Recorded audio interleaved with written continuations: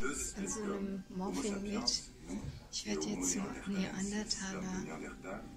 Ont coexisté sur notre planète pendant plus de 150 000 ans, dans des zones géographiques souvent éloignées, avant que les derniers hommes et femmes de Néandertal ne disparaissent, sans que l'on ne sache exactement pourquoi.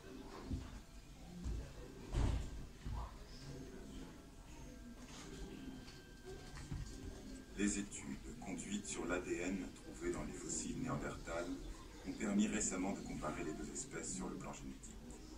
On a découvert, chez les hommes et les femmes d'aujourd'hui, de tous les continents, sauf de l'Afrique, des traces très faibles mais bien présentes du génome de Néandertal.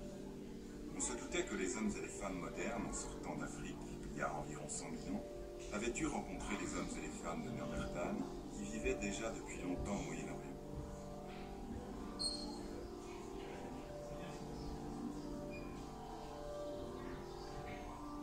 Non seulement cette rencontre a bien eu lieu, mais des enfants sont nés de cette rencontre, probablement très peu, mais suffisamment pour que moins de 100 000 ans après, il en reste encore des traces dans notre génome.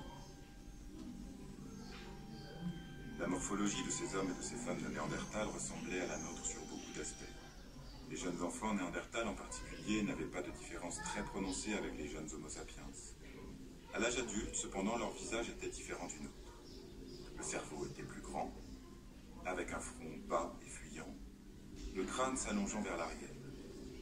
Les arcades sourcilières très prononcées étaient arrondies et les orbites circulaires des yeux se caractérisaient par leur grande taille. Le nez volumineux possédait une grande ouverture nasale. Au niveau de la mâchoire, les mandibules étaient fortes, tandis que le bas du visage était marqué par l'absence de menton.